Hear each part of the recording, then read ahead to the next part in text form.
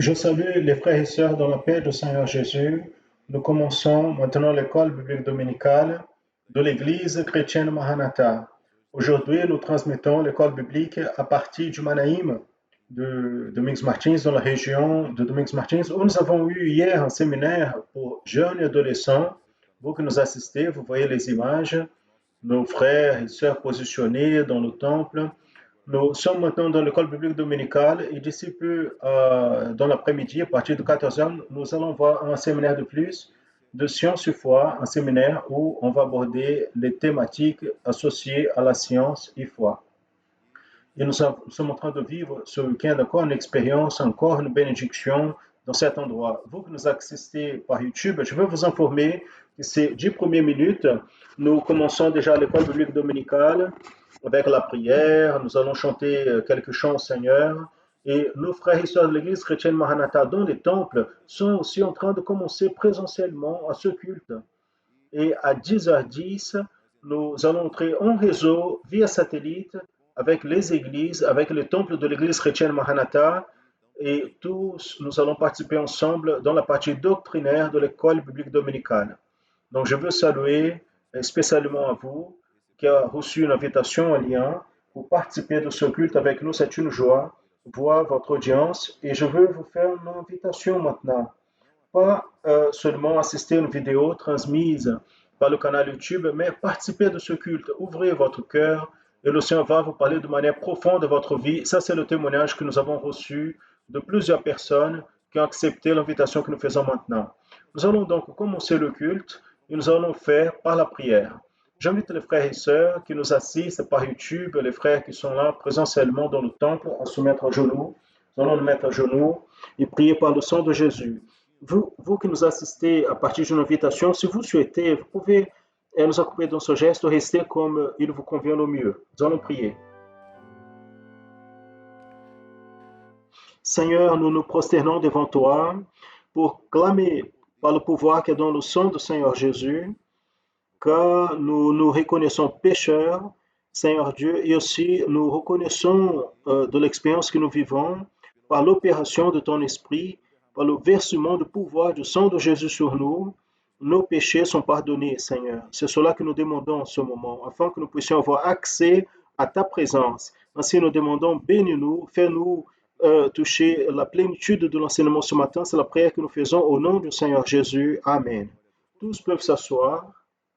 Nous allons chanter la louange au Seigneur. Je vous invite à chanter ensemble. La lettre de la louange va être projetée et nous allons pouvoir louer le Seigneur avec un chant maintenant.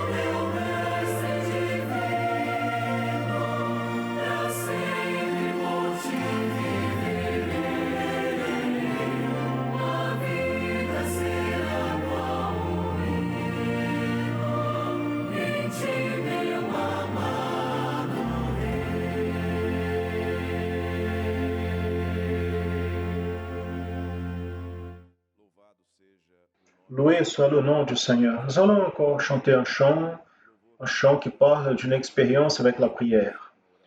Nous allons vivre ce moment à la mesure que nous louons le Seigneur.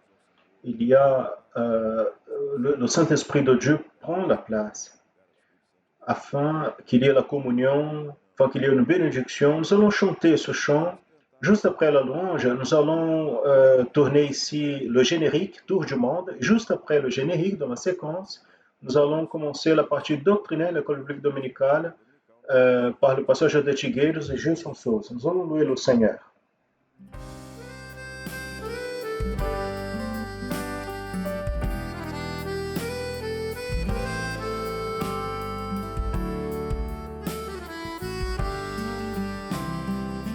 Certa vez eu orando, ouvi uma voz. Esta voz me dizia: não peques mais. Jesus Cristo já vem em uma nuvem branca. Jesus Cristo já vem. Jesus Cristo já vem, não peques mais. Certa vez eu orando, ouvi uma voz. Esta voz me dizia: não peques mais. Jesus Cristo já vem.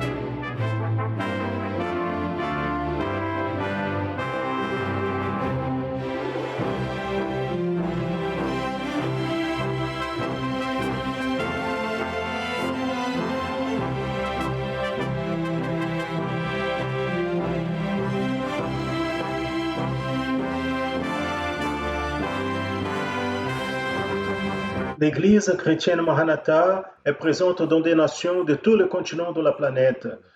Des églises des pays dans les trois Amériques, Europe, Afrique, Asie et Océanie, connectées par la même doctrine, par la direction du Saint-Esprit de Dieu et unies par la parole vivante. Palavra viva.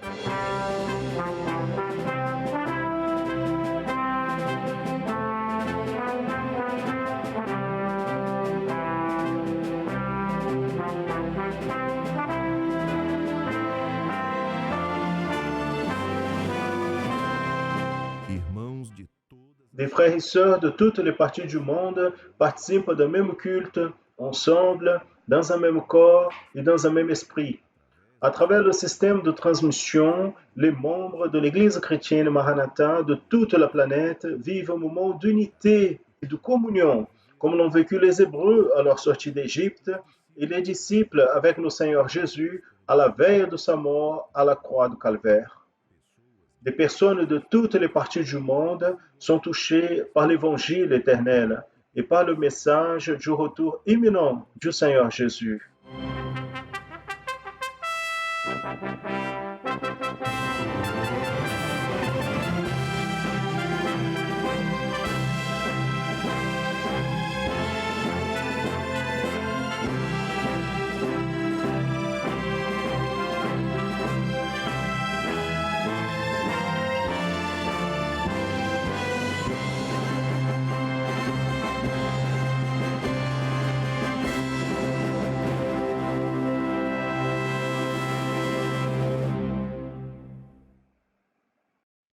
Nous saluons à tous dans la paix du Seigneur Jésus. Nous voulons saluer nos frères et sœurs qui se trouvent dans les églises et reçoivent cette transmission, sont dans les cultes présentiels.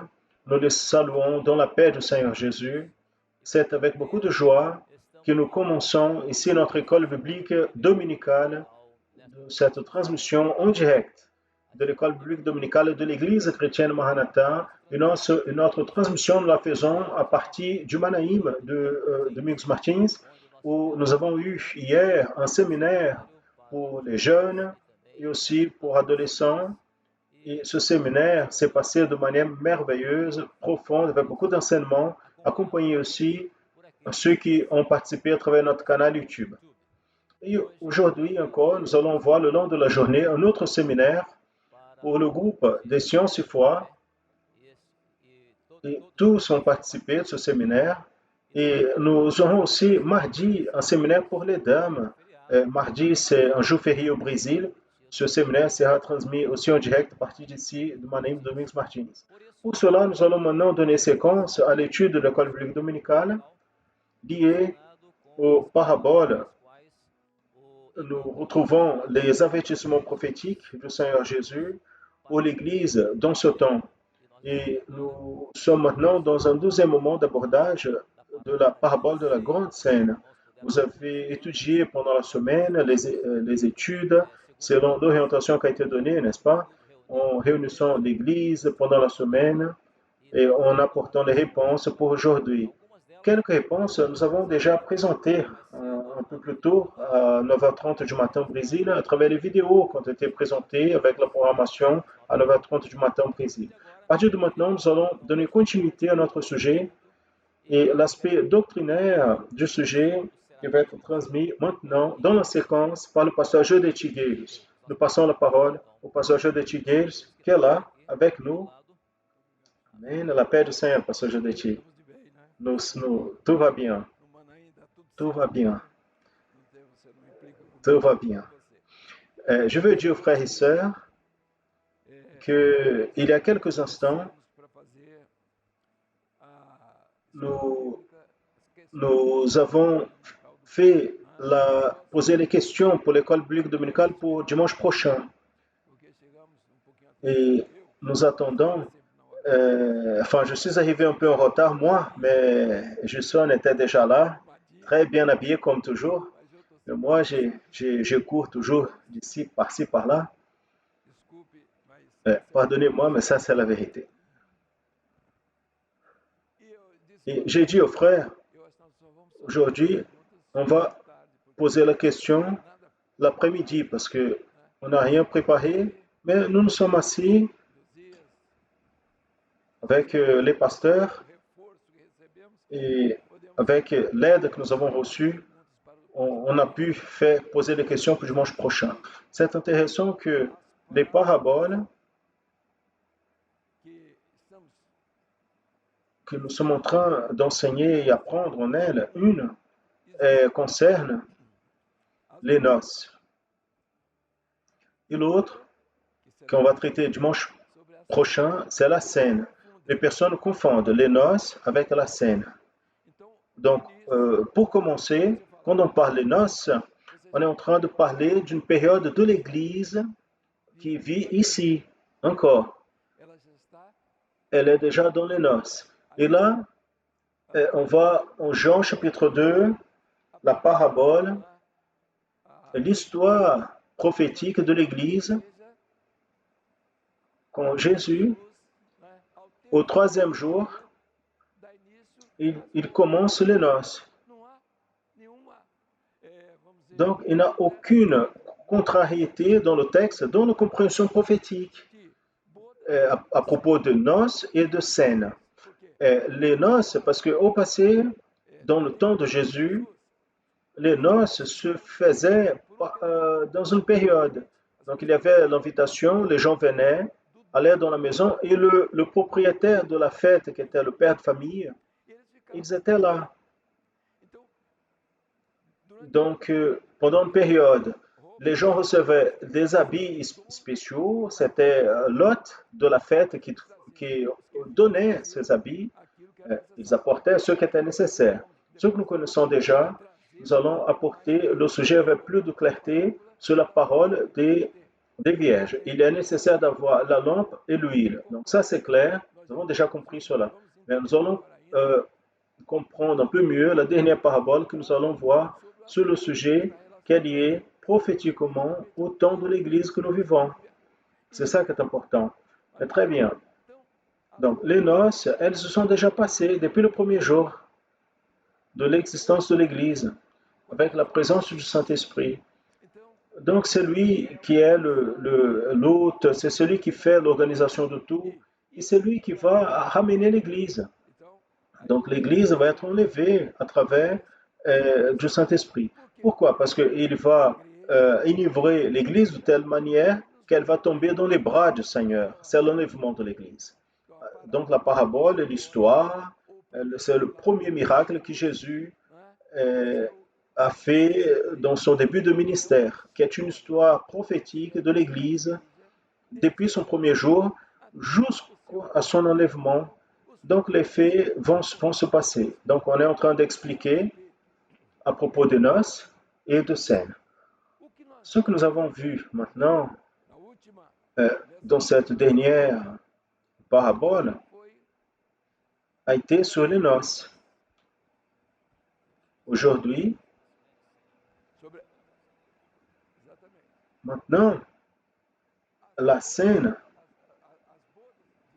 ouais, donc la scène, nous sommes en train de voir l'Église qui vit son temps. Il y aura un moment où elle partira, elle est déjà dans un autre projet.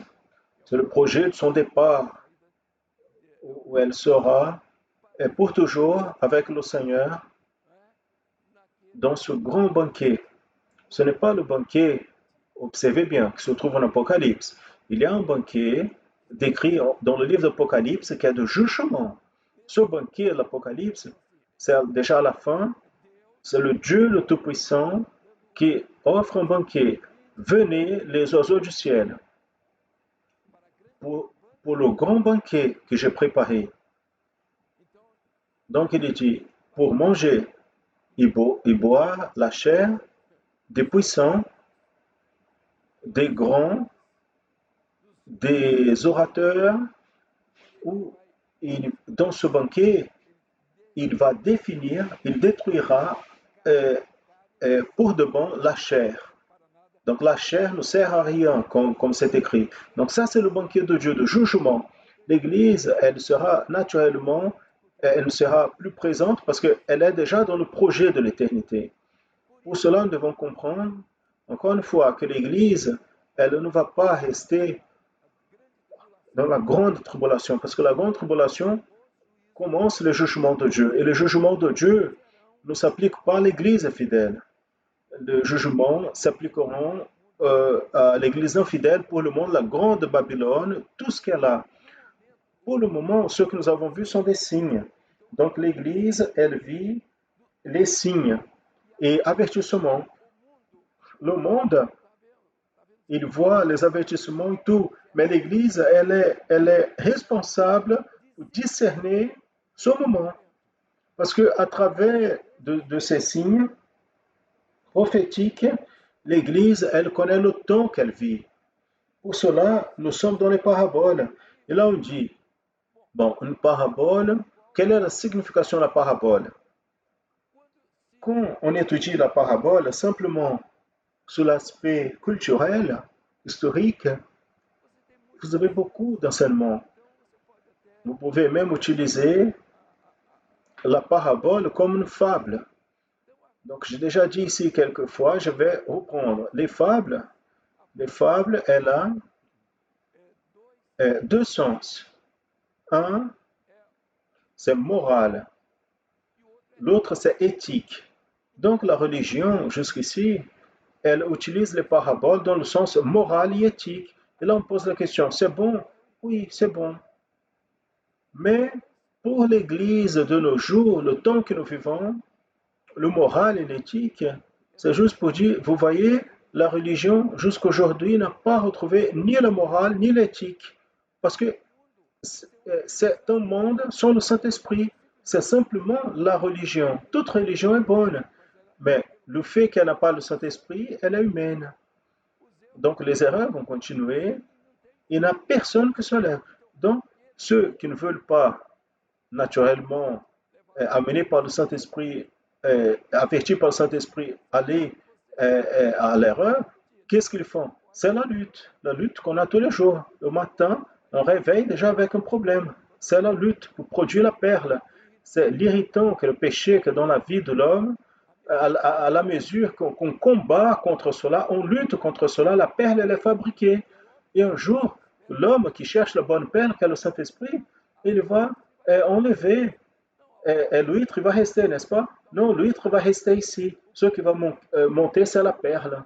Ce qui a été produit dans votre vie. Chacun, vous n'allez pas produire deux perles. Parce que la perle, c'est une seule. C'est Jésus. Donc, nous sommes en train de comprendre. Nous sommes en train de comprendre la compréhension de nos frères et sœurs. Parce que c'est très difficile. Nous sommes en train d'observer que l'œuvre de l'Esprit, elle marche, elle avance. Et, et cela apporte, de certaine manière, une grande joie pour notre peuple. Et naturellement, nous pouvons dire, réaction de ceux qui ne veulent pas le Saint-Esprit, ceux qui veulent entendre des prédications tous les jours.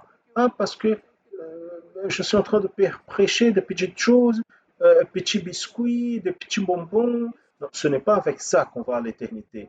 L'éternité, c'est un engagement personnel de l'homme avec Dieu. Et pour cela, le mystère. Le mystère, il doit être dans l'évangile. L'évangile, il a laissé d'être le mystère pour être le christianisme. Tout le monde est chrétien, tout le monde va au ciel. Dieu est le même, Dieu est bon, Dieu est partout. Cela, mes frères, nous allons voir aujourd'hui, cet après-midi, quelques différences de ce qui est la science et ce qui est la foi. Donc, le déisme, théisme, beaucoup de choses qui sont là, des noms très jolis. Jésus, le magnifique, n'est-ce pas? Il pense qu'il va se convertir parce que je suis en train de dire ces mots difficiles. Ah, nous sommes christologiques. Vous regardez bien.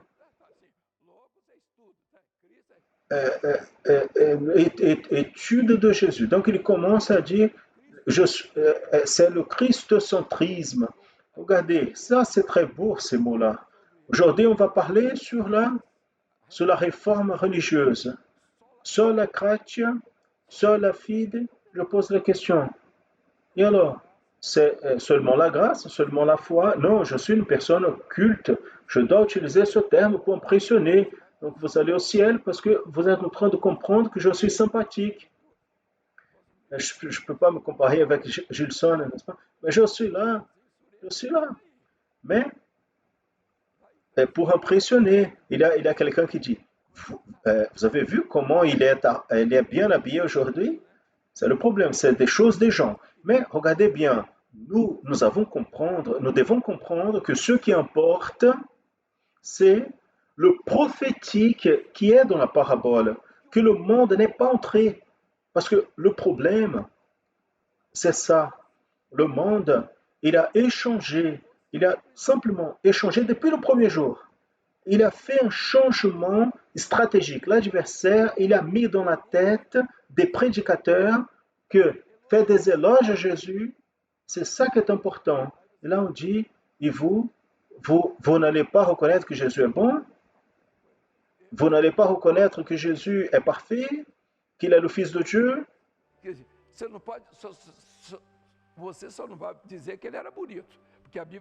Tu ne peux pas dire qu'il est beau, parce que la Bible ne dit pas ça. La Bible dit qu'il n'était pas beau, ni aucune beauté qu'on puisse soit attiré pour lui. Donc les gens font une peinture de la figure de Jésus en regardant vers l'horizon, des cheveux bien peints, euh, et après, ils mettent dans une croix pour que tout le monde puisse avoir de la peine de lui, faire de la peine de lui. Ça, c'est le projet qui est prêché. C'est l'évangile qui est prêché. Et l'Église, elle n'a pas été appelée pour prêcher cela. Elle a été appelée pour vivre. Et vivre l'enseignement. Et pas seulement fait des éloges. Y compris, vous allez voir, Jésus, il ne fait pas des éloges à Dieu, au Père. Lui aussi, il ne fait pas des éloges parce que, à lui-même, parce que c'est une personne Saint-Esprit. Donc, ce n'est pas la peine d'arriver parce que Jésus, ceci, cela. Tout va bien, n'est-ce pas? On est heureux, tout va bien. Mais les personnes, ils ne peuvent pas comprendre que c'est le Jésus de l'émotion. Euh, Simplement, je peux m'exprimer de manière différente, etc. C'est la manière de parler. Mais personne ne va pas se convertir à cause de cela. Il n'a pas. Donc, l'humain ne peut pas convaincre personne. Et le christianisme a inventé que des personnes avec des uniformes de religieux vont impressionner. Il y a des gens qui mettent des uniformes pas l'uniforme que nous connaissons de n'importe quel religieux qui est par là. Mais il veut apparaître une grande bénédiction. Donc il vient, il prend le microphone et fait comme ça, et il tremble d'un côté, tourne de l'autre. Alors, sont des artistes. Donc, cela, le monde, il y a déjà. Donc, on arrive dans Sainte Léopoldine, ou Sainte Thérèse, ici dans l'état de Spirito Santo, il y a une fête qu'ils font de la mort de Christ. Il y a quelqu'un qui sait, il y a des gens qui savent bien imiter les choses. Il met la croix. D'ailleurs, à Pernambuco, je pense que c'est Caruaru, il y a une fête très célèbre où ils ont un local, les personnes représentent Jésus, la mort de Jésus. Beaucoup de gens vont là-bas pour pleurer. Et ici, on a eu un cas ici où c'est lui qui a représenté Jésus de manière si parfaite, et il était ivre de telle manière qu'on ne pouvait pas le mettre sur la croix, tellement il était tellement ivre naturellement. Il a pris la coupe, il a bu du rhum. Et les personnes aiment bien ces choses-là. Et si on met ça à l'intérieur de l'église, les gens viennent pour voir ça. Et il laisse l'œuvre du Saint-Esprit pour aller assister l'esprit de chanteur, de bande. Mes frères, tout ça est bon. On n'a pas quoi faire, bon, on va là. Mais maintenant, avoir un engagement avec l'éternité, c'est une autre chose, très différente. Qu'est-ce que je suis en train de dire? Je suis en train de dire que la parole, elle a des mystères. Si on ne découvre pas le mystère, on est dans la lettre et c'est fini. Personne ne va vous convaincre de rien du tout. Parce que la chose est entrée dans votre tête et de là, c'est resté. Et le Saint-Esprit, il n'a pas l'opportunité. C'est pour cela que la prière, c'est pour cela le jeûne. Donc la chair, elle est forte, oui. On n'arrive pas à faire l'étude biblique de la parole. Allez au pied du Seigneur. Ah, j'ai pas compris. Faites un jeûne.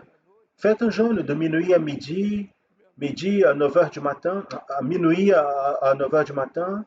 Donc, ça n'a pas résolu. Faites de 24 heures.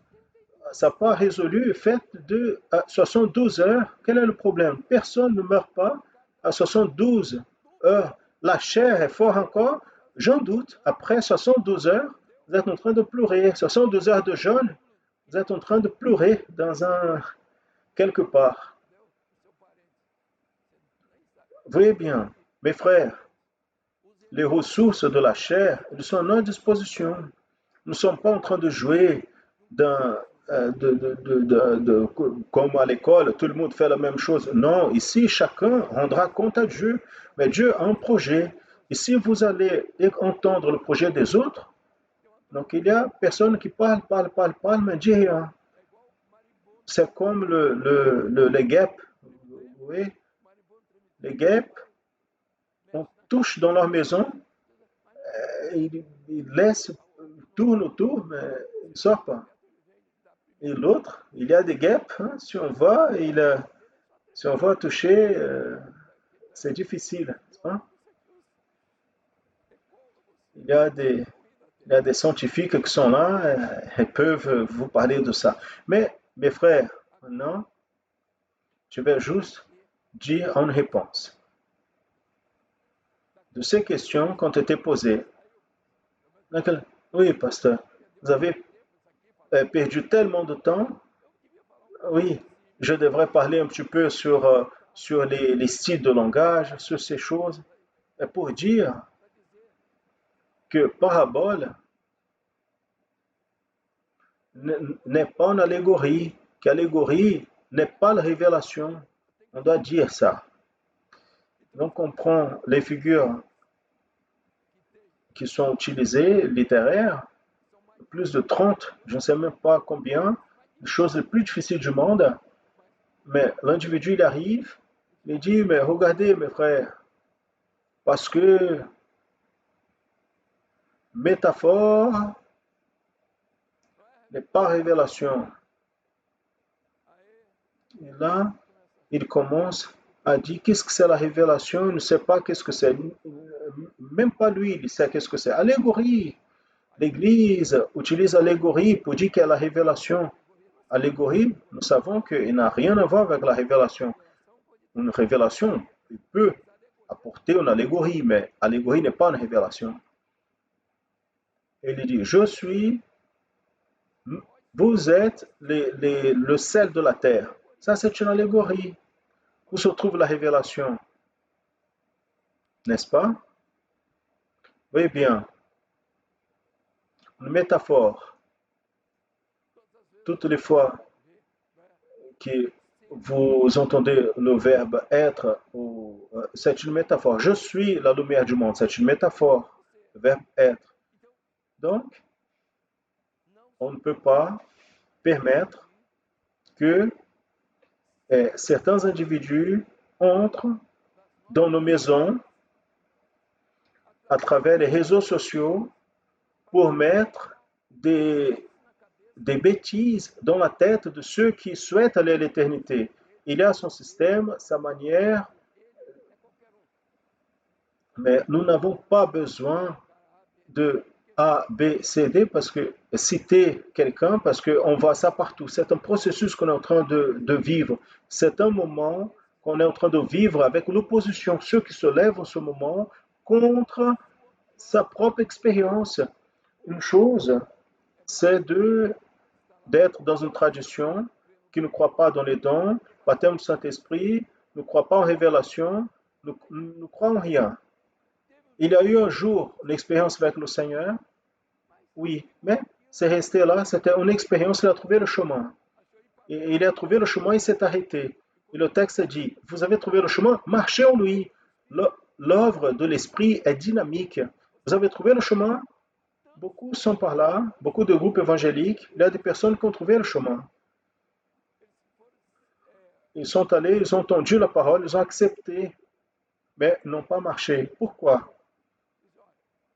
Il a trouvé le chemin, euh, vient de notre église, de notre religion. Et là, il s'arrête là. Pendant que l'évangile, c'est la découverte du mystère. Le mystère, il n'est pas découvert. Jésus est le mystère.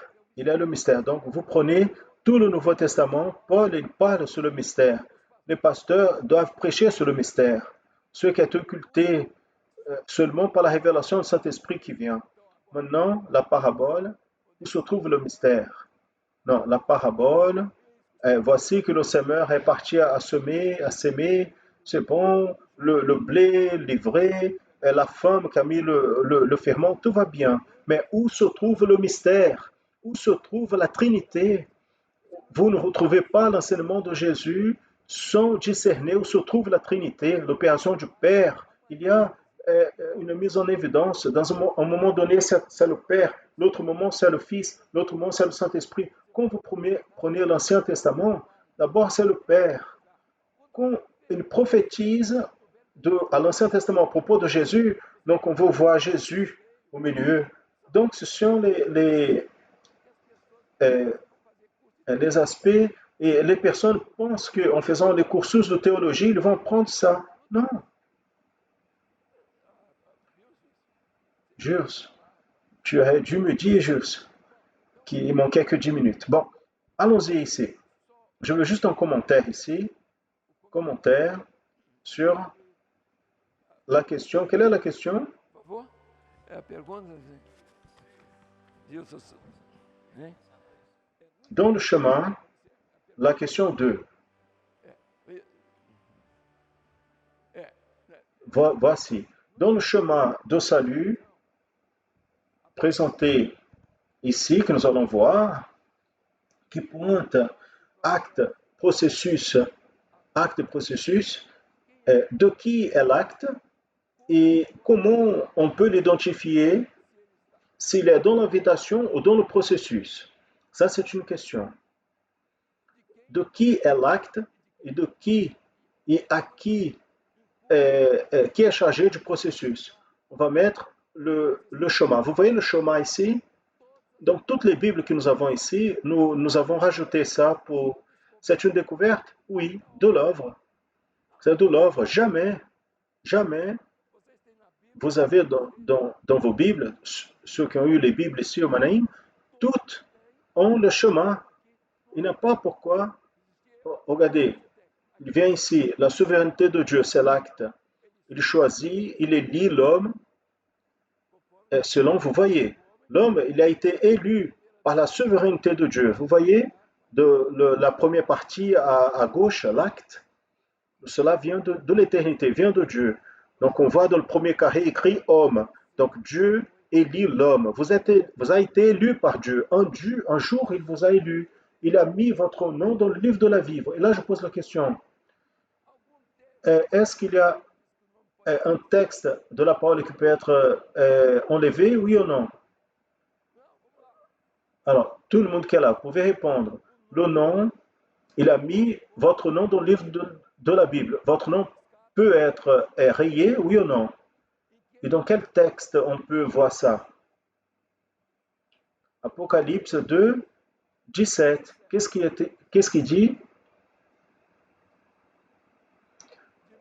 D'aucune manière, je vais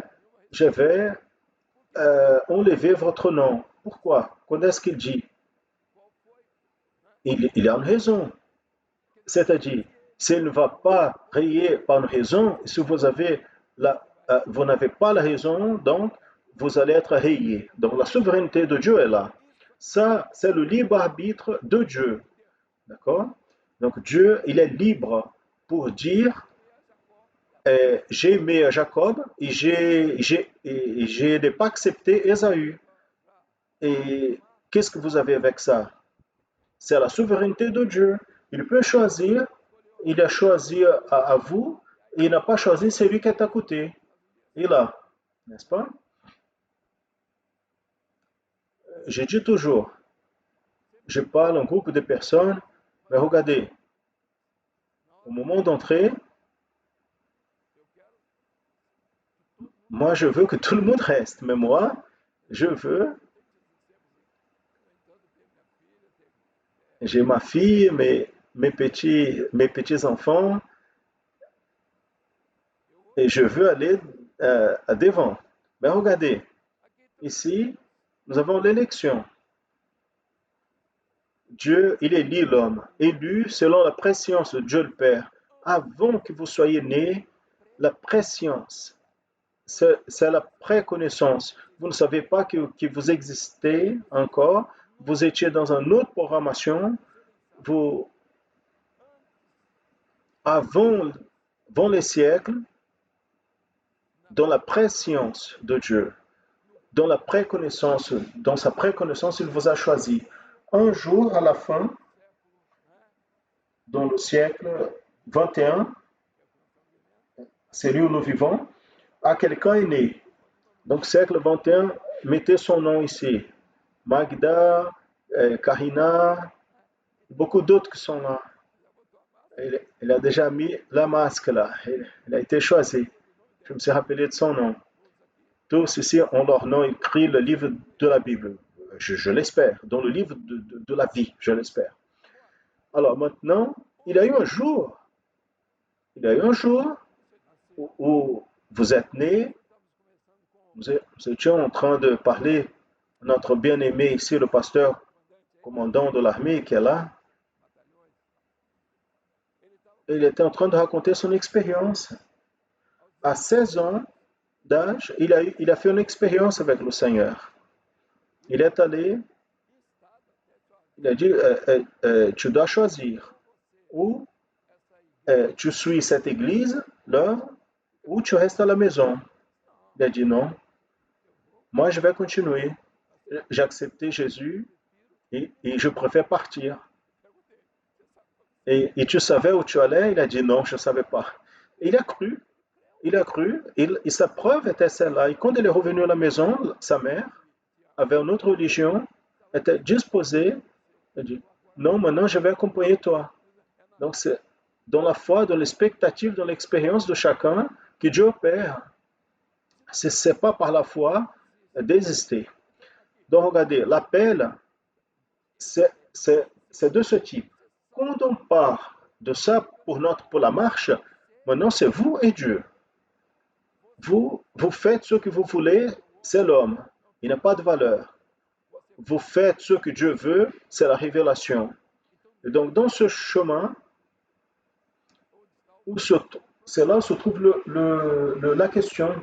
Quand vous acceptez Jésus, vous avez accepté l'appel, vous avez 16 ans, 15 ans, 20 ans, c'est le monde votre appel. À partir de là, vous avez choisi d'être dirigé par le Saint-Esprit. Ce n'est pas par une religion, parce que la religion dit, vous avez accepté Jésus, vous allez garder le samedi. Samedi, ce n'est pas de l'esprit, c'est de la loi. La loi reste derrière, il annule Jésus, il annule le sang de Jésus. Je ne parle pas mauvais de religion, non. Et si vous voulez garder le samedi, oui, il n'y a pas de problème.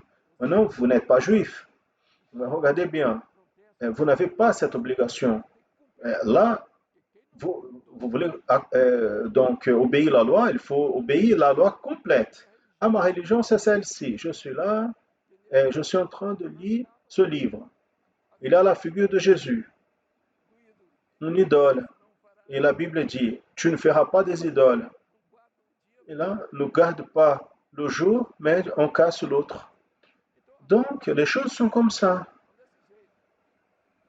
Les 10 minutes sont déjà passées. Et je vais partir aussi.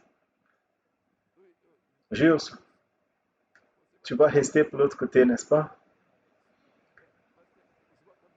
Donc, nous avons une transmission. Donc, regardez bien. Prenez dans votre Bible, là, et faites une étude. Il n'y a aucune raison pour dire que vous ne savez pas. L'évangile qui est par là, le chrétien ne connaît pas ça. Ils disent, sauver une fois, sauver pour toujours. Ça, c'est un mensonge. Ça n'existe pas. Ah, je crois en ça. Vous savez pourquoi ils croient en ça? C'est le justificatif pour dire qu'il était correct avec le Seigneur. Il n'est pas. Le Seigneur, il ne se trompe pas. Parce que celui qui va choisir sont les anges. Je doute qu'un ange va choisir celui qui a rejeté Jésus. J'en doute. Que l'ange va choisir celui qui a pris Jésus. Donc je sonne. On voit.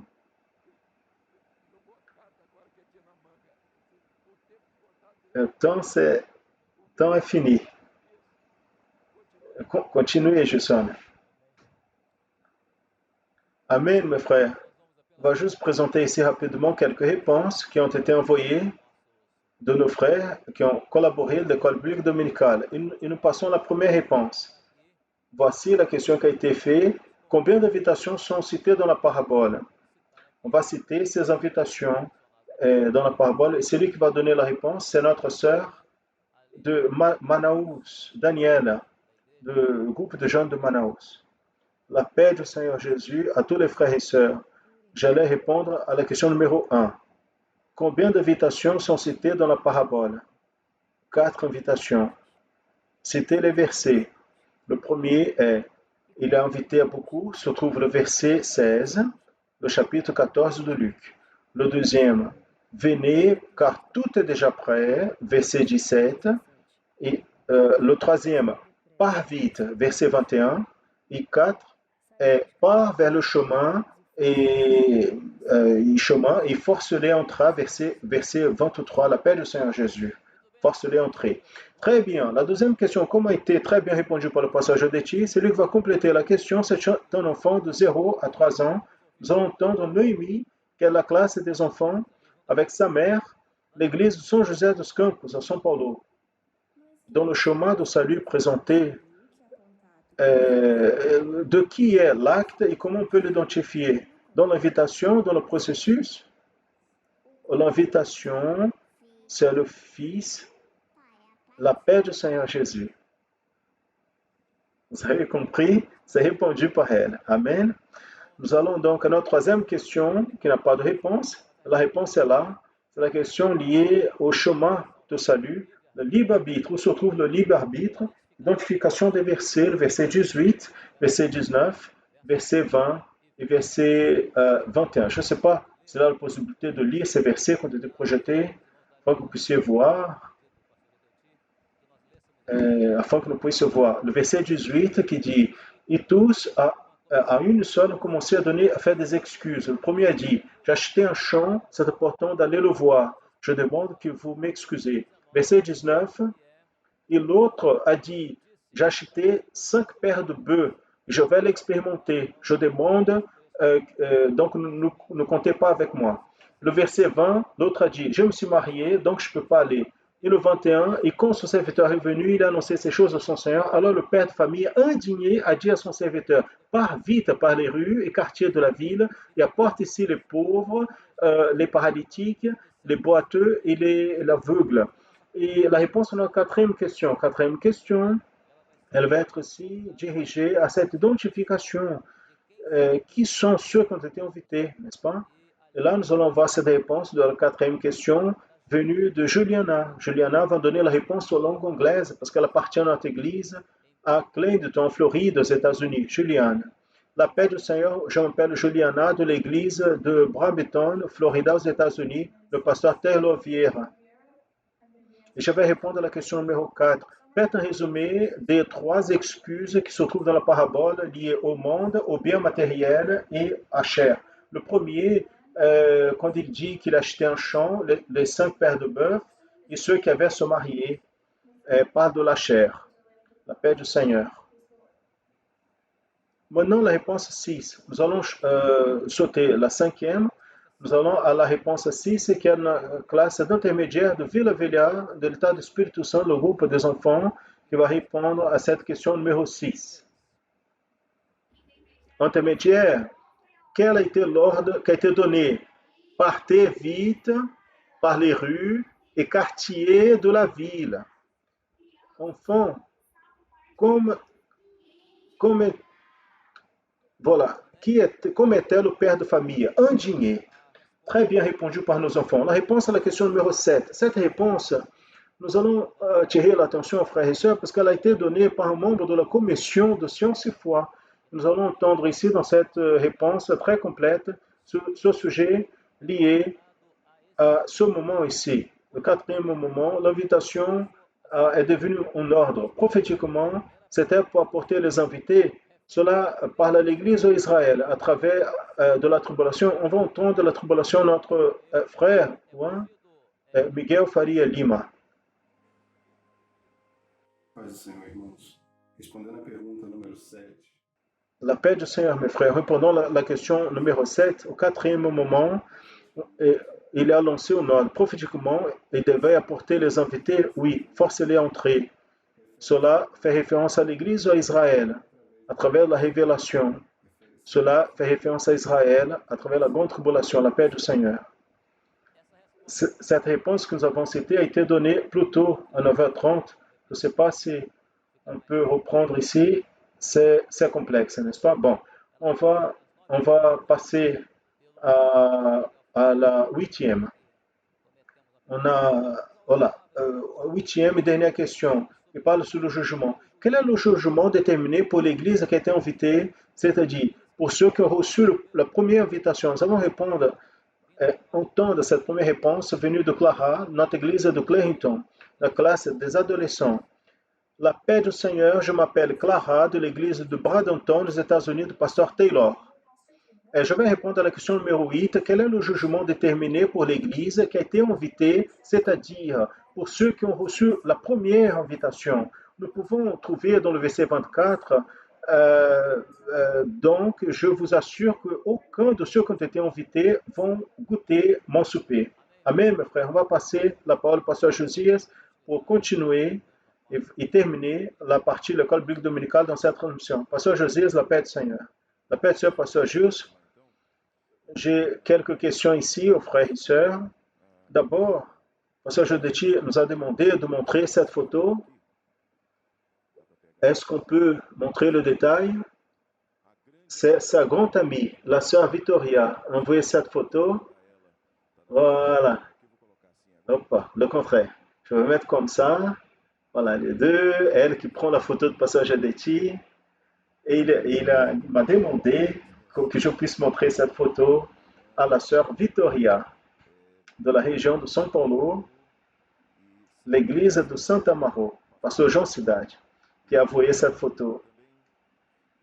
Il m'a demandé aussi, pour parler ici, citer ici, le suivant. Dimanche dernier, j'ai appelé mon petit nouveau Arthur. Donc, j'ai appelé pour mon petit-fils Arthur, qui habite dans une ville de Pará. Il a demandé, qu'est-ce que vous faites? Il a dit, nous attendons pour voir le pasteur Jodeti dans les BD. Donc, on salue bien Arthur de 6 ans, Rebecca de 3 ans, d'Itaituba, au Pará. Très bien. Maintenant, nous allons passer aux questions. La prochaine école biblique dominicale, nous allons placer ici. Il y a une référence qui doit être faite, c'est que cette parabole en Matthieu, chapitre 22, versets 2 à 14, c'est la parabole des noces. Il ne faut pas confondre avec la parabole de la grande scène. Et le Seigneur nous donne beaucoup d'apprentissage dans l'application prophétique des paraboles, surtout pour nos jours actuels. Très bien. Une introduction dans l'étude de la parabole des noces, décrite dans le chapitre 22 de Matthieu, versets 2 à 14. Donc, regardez ce texte, parce que c'est le texte de base pour toutes les questions. Identifiez les aspects prophétiques dans la parabole dans les items suivants. Donc, numéro 1, cette église, c'est pour toute église. À quoi ressemble le royaume des cieux? À quoi ressemble le royaume des cieux? Question 2, au verset 3, l'appel a été fait par les serviteurs à d'autres serviteurs. Vous voyez bien la question. L'objectif, c'est d'identifier si l'invitation, l'appel n'a pas été pour les autres serviteurs, oui ou non, et à qui a été fait. Question 3, le rejet a été pour la scène ou pour les noces? Donc, lisez la parabole, vous allez vous apercevoir qu'il y a une différence entre les deux choses. Question 4. Combien d'invitations ont été faites et donc à quel moment? Quel moment? Vous allez voir le verset où est écrit cela spécifiquement. Question 5. Identifier la Trinité. Ces deux dernières questions s'adressent au diacre et au 1. Identifier la Trinité dans la parabole. Identifier la Trinité dans la parabole. 6. Qu'est-ce que vous comprenez de la lecture des versets 11 à 14? Vous allez faire une lecture de ces versets en particulier et identifier ce que vous arrivez à comprendre de ces versets. Identifier quels ont été les moments où il y a eu le rejet. Non, ce n'est pas l'invitation du roi. Alors, excusez-moi, il y a eu un problème de lecture. Pas de problème. Celui-là, identifier quels ont été les moments où il y a eu le rejet à l'invitation du roi. Très bien. Maintenant, c'est 10h56.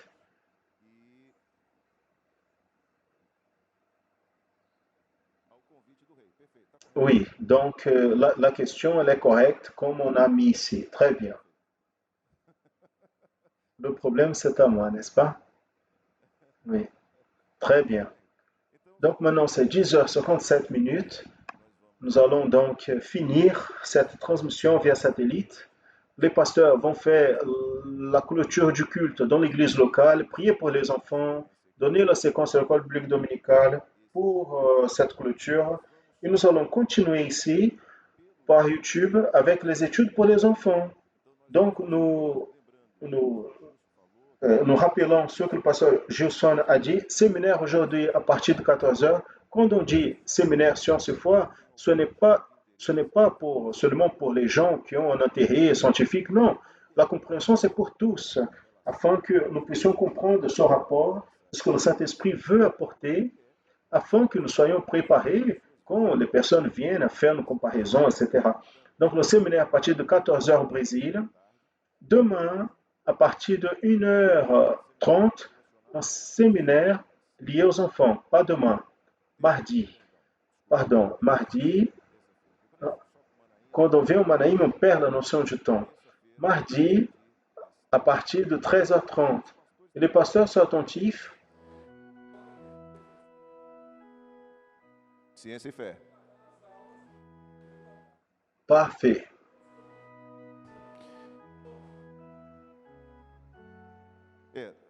Qu'est-ce que le pasteur Jodetti est en train de me dire?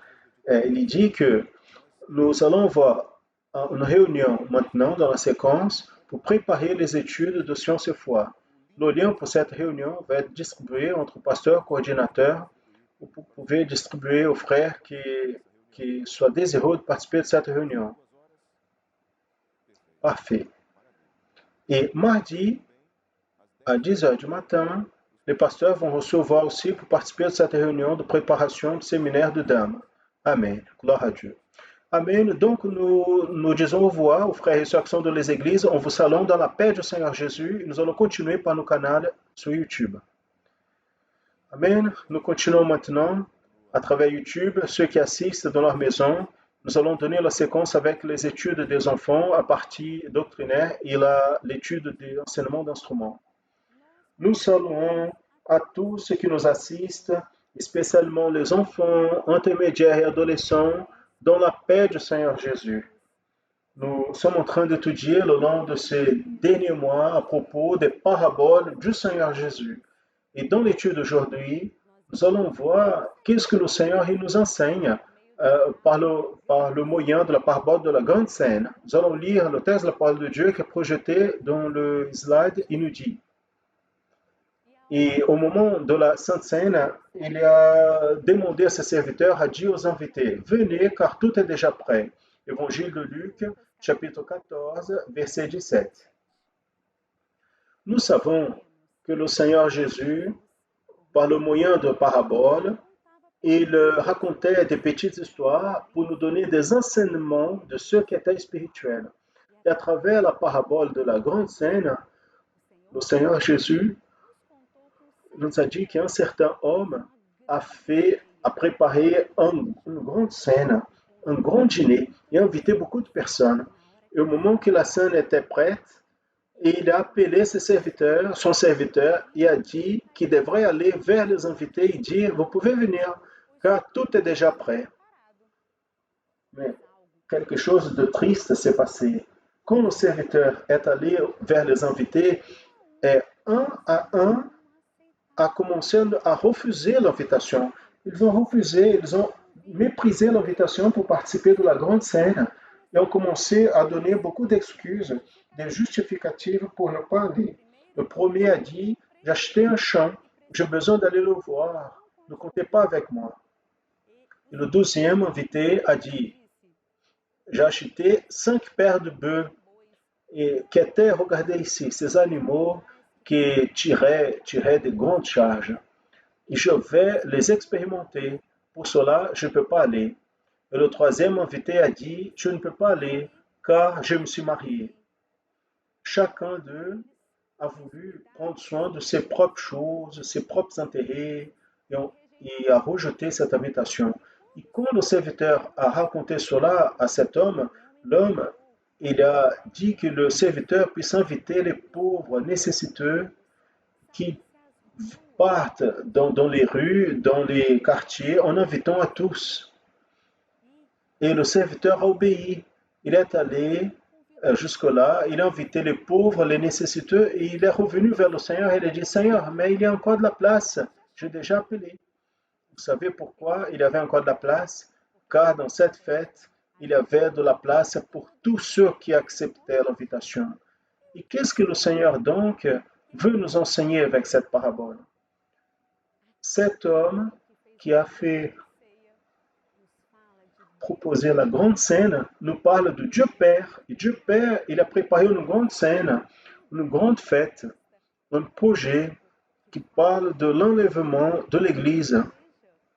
Bientôt, le Seigneur Jésus vient nous chercher. C'est pour cela que cet homme a dit que tout était déjà prêt, car tous les signes sont déjà accomplis. Bientôt, le Seigneur Jésus vient chercher son Église fidèle. Et ce serviteur qui a posé l'invitation, le Saint-Esprit de Dieu, qui ne cesse pas d'annoncer à l'homme, inviter l'homme pour accepter Jésus comme son sauveur. Mais malheureusement, beaucoup rejettent cette invitation. Nous allons nous rappeler ici quelle a été l'excuse du premier invité. Il a dit, je vais voir le champ. Et qu'est-ce que cela signifie? Voir le champ signifie aller voir les choses que le monde offre. Et là, voir et aimer, prendre le risque d'aimer de ce qu'ils voient. Beaucoup disent que c'est juste par curiosité ils vont voir. Mais nous devons avoir de soin et prendre soin de ceux qui nous... Faire attention à ceux qu'on voit sur Internet. L'Internet, c'est une bénédiction de nos vies. Si ce n'était pas l'Internet, on ne serait pas ici en train de parler aux frères et sœurs. Mais l'Internet, quand est mal utilisé, c'est un préjudice de nos vies spirituelles. Et quelle était l'excuse du deuxième invité? Je vais expérimenter les paires de bœuf. Quel danger, n'est-ce pas? Une fois qu'on voit, on aime ce qu'on voit, on veut aller expérimenter. On est tenté à expérimenter les choses que le monde offre. Et le troisième invité, il a dit qu'il s'est marié, donc il ne pourrait pas venir. Donc nous pouvons voir qu'il y a un processus. D'abord, on voit, on aime ce qu'on voit, expérimenter et après s'engager avec les choses qui sont du monde, avec les choses qui sont matérielles, ce qui est notre intérêt, en laissant de côté ce qui est spirituel. L'alerte du Seigneur pour nos vies à travers cette parabole est que dans cette dernière heure, le Saint-Esprit, il invite parce que tout est déjà prêt. Et nous ne pouvons pas rester dehors de cette grande scène. Nous ne pouvons pas être dehors de l'enlèvement de l'Église. Nous avons besoin de faire partie de l'Église fidèle. Et ainsi, le Seigneur puisse nous bénir avec sa parole et que nous puissions la garder dans nos cœurs. Nous disons au revoir à tous dans la paix du Seigneur Jésus.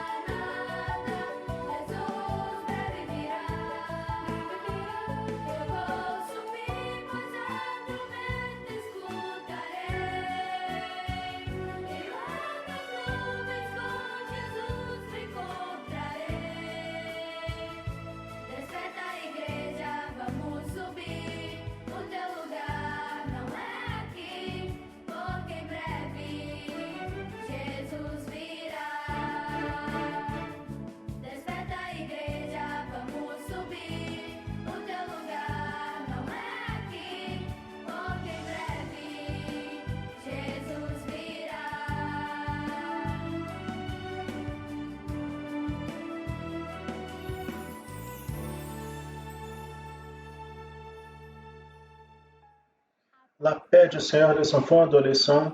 Aujourd'hui, c'est un jour spécial. Nous sommes très heureux parce que nous sommes certains que nous allons donner un pas de plus dans la connaissance, la dédication de la louange au Seigneur. Dans cette étude, nous allons apprendre l'échelle de Do majeur. Je suis certain que vous avez déjà entendu l'échelle Do majeur, c'est la plus célèbre, la principale, et vous avez vu avec la sœur Janaïna. L'échelle Do majeur, c'est en vérité échelle, c'est une échelle en italien. Donc, c'est les notes dans les marches, dans la séquence. Donc, on monte et on va dans notre échelle.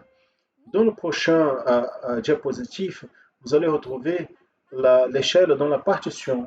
Je sais que la prof Janaïne vous a déjà parlé de la partition. La partition, elle est ici dans notre prochain slide. Elle a 5 lignes et 4 espaces. Comme la main, nous avons 5 doigts, n'est-ce pas? Et 4 espaces entre eux. Donc, notre pentagramme ici, c'est un graphique de 5 lignes, 4 espaces, où les notes sont écrites dans les lignes et dans les espaces.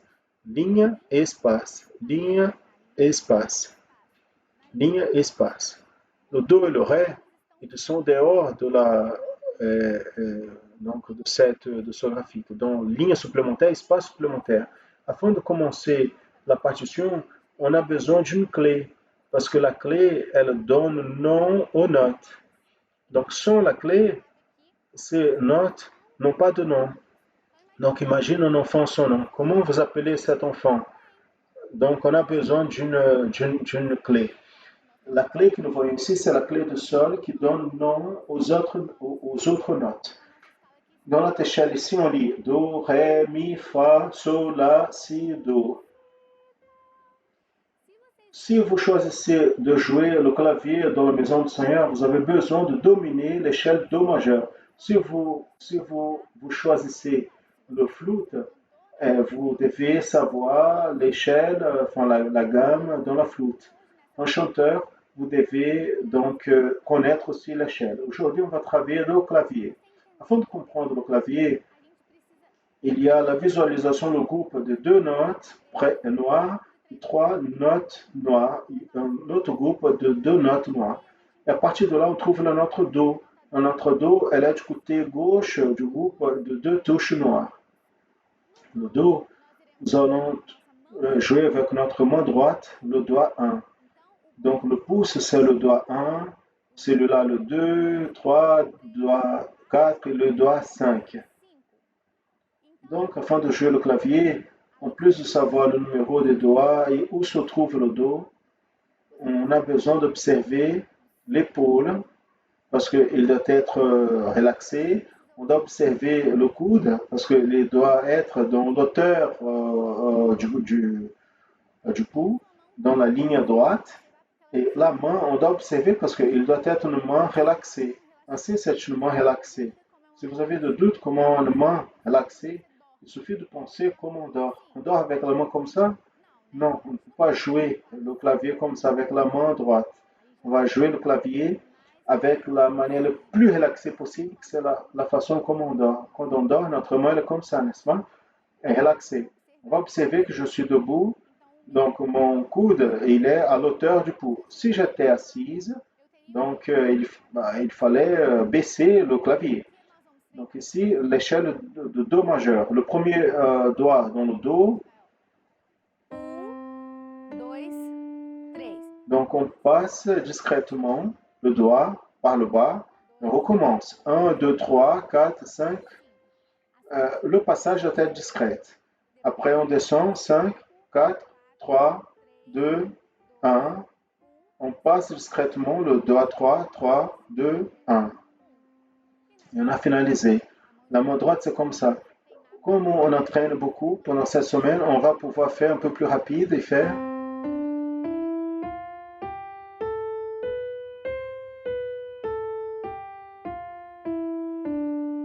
D'accord? Maintenant, on passe à la main gauche. La main gauche, on commence avec le doigt 5 au Do. 5, Do 4, doigt 3, doigt 2, doigt 1. On passe discrètement par le bas. 3, 2, 1. Et on descend. 2, 3, on tourne de manière discrète. 2, 3, 4 et 5. Il est important de percevoir que nos mains, enfin, les doigts, ils doivent toujours toucher la touche. On ne peut pas toucher le dos et en levant les autres doigts. C'est comme sur la pointe du doigt, il y avait un aimant avec la touche.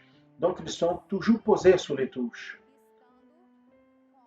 Donc, la pointe du doigt doit être posée sur les touches. Même si le doigt, il ne joue pas la note, mais il touche la touche. Donc, j'espère que vous pouvez vous entraîner beaucoup l'échelle de majeur cette semaine parce que la semaine prochaine, nous allons apprendre la louange. Quand je prie le Seigneur, c'est une louange en do majeur et vous allez donc jouer cette louange entière en do majeur. Donc, bonne semaine, la paix du Seigneur.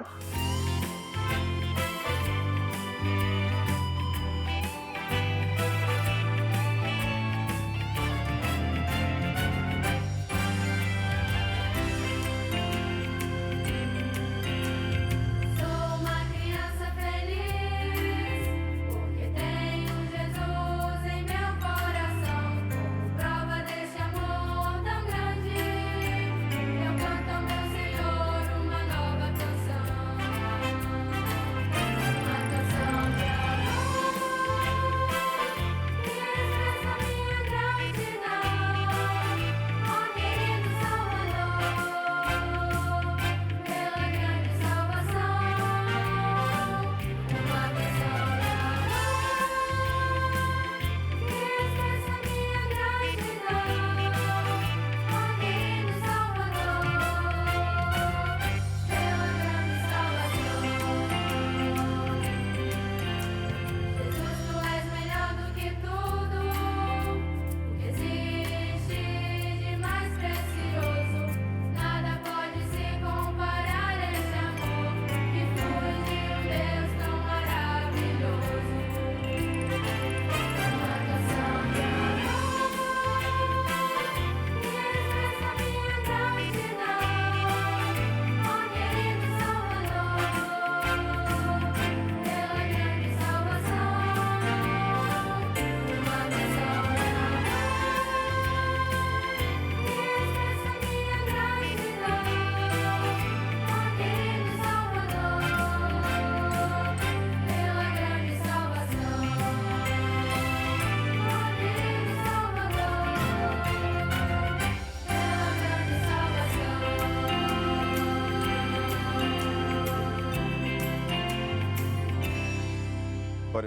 Gloire à Jésus. Nous allons finir maintenant cette transmission pour ceux qui assistent à travers le canal YouTube. Ceux qui peuvent, j'invite à mettre debout. Nous allons prier au Seigneur. Seigneur, nous te louons, nous glorifions ton nom. Nous t'adorons, Seigneur, pour la bénédiction de cette école biblique dominicale. Nous te louons pour la bénédiction de cette ressource que tu nous donnes de pouvoir transmettre à travers ce canal. Nous louons pour ceux qui ont participé et ont reçu ta bénédiction ce matin. Nous demandons, reçois sur ton autel ce culte, cette école biblique dominicale, et continue à nous parler, Seigneur, le long de cette journée.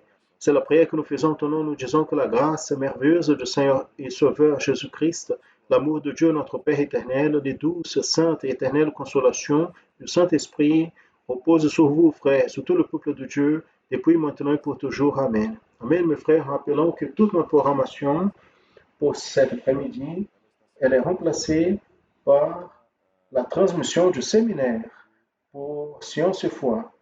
Et je veux dire une chose, des fois on entend cette expression Science et Foi et pense que ce séminaire c'est juste pour les personnes qui sont dans les universités,